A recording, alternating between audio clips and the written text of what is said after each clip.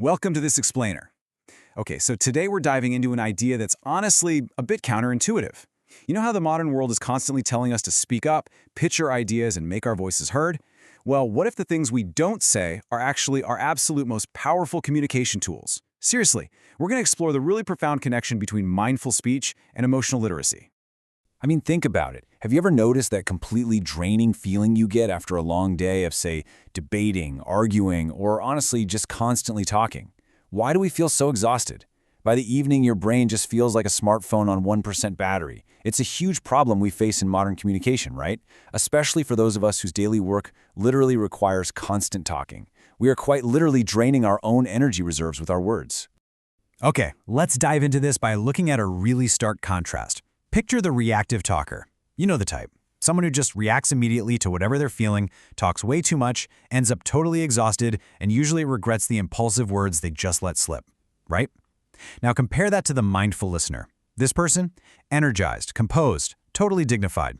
And as we'll see from the source material, mindful speech is presented as the ultimate antidote to all this conversation fatigue. Section 1. The roots of mindful speech, and where our words actually begin.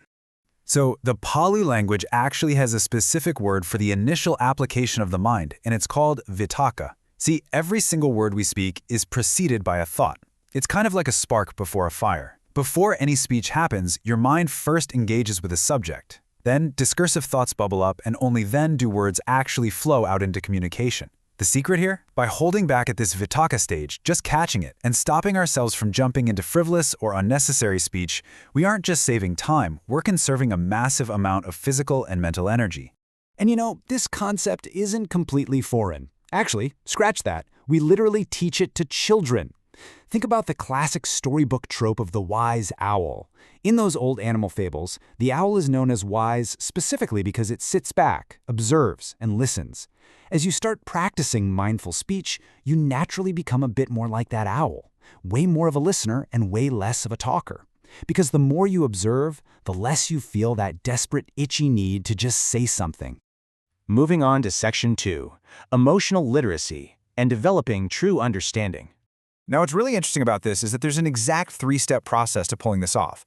First, you restrain your speech. And when you do this, when you just listen attentively, you start noticing how easily other people get totally carried away by their emotions, which leads perfectly into step 2, observing those underlying emotions in others. You start recognizing not just the words they're saying, but the actual emotional state they're in.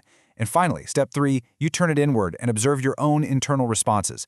This is huge. It's not just listening anymore. This is true emotional literacy. You're observing their emotions and your own with total clarity and equanimity.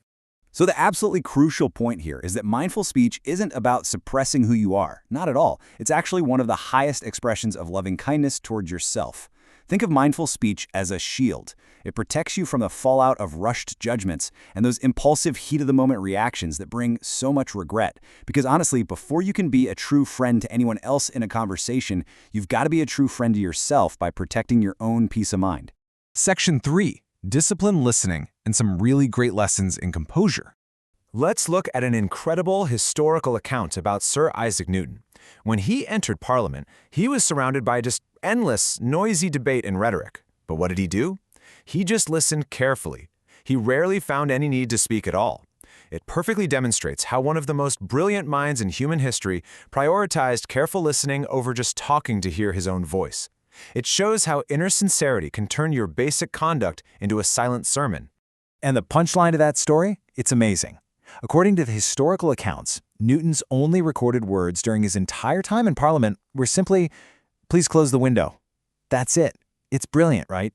It perfectly illustrates that as your wisdom matures, you naturally express profound truths, or, in this case, highly practical requests, briefly, gently, and absolutely only when strictly necessary.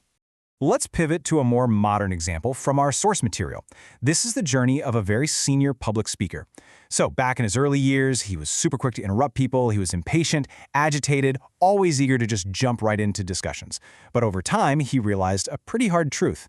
Reacting emotionally right in the middle of a debate, it doesn't make you look smart. Actually, it weakens your position, completely wrecks mutual understanding, and just leads to totally unproductive outcomes.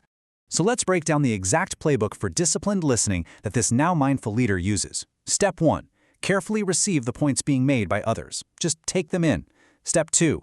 Mentally organize those points. Step 3. Respectfully request the opportunity to respond. And Step 4. Speak calmly, clearly, and without any emotional disturbance. You see, inner discipline and external responsibility require presenting yourself with dignity and composure. If you can't control your emotions, you literally lose your clarity and your credibility. Bringing us to Section 4, the power of noble silence and getting some much-needed rest for the mind. If you've ever looked into mindfulness retreats, you know participants are often encouraged to practice what's called noble silence. But this isn't just about white-knuckling it and biting your tongue to force yourself to be quiet. If speech is necessary, sure, make it brief and purposeful. But as this noble silence is maintained over time, the mind naturally becomes calmer and much more settled. It's not a forced restraint. It happens through natural development and sustained practice, which is what allows true wisdom to just emerge. And this brilliantly illustrates a really cool comparison. We all know that a good night's sleep gives our bodies genuine physical relaxation, right? You wake up feeling fresh and calm. Well, noble silence does the exact same thing, but for your mind. It gives you vital mental rest from all that constant speech and heavy cognitive activity.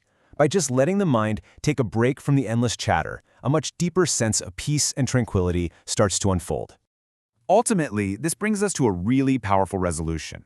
When you conserve your energy through mindful speech and noble silence, your actual words, they become infinitely more impactful. Your very presence starts to teach just as much as your words do. Because let's face it, without a genuine connection, speaking is just draining. But when you connect deeply from a real place of emotional literacy, communication just flows naturally. And it leaves both you and your listeners feeling totally energized instead of completely depleted. So I want to leave you with this thought. Before you speak next, whether it's in a big meeting, sitting at the dinner table, or even just posting online, will you pause at that Vitakka stage and ask yourself, is this truly necessary or is it just noise? Try cultivating that emotional literacy, practice some mindful speech, and just see how it transforms not only your conversations, but your entire state of mind. Thanks for joining me for this explainer, and hey, I highly encourage you to test out the power of your own silence today.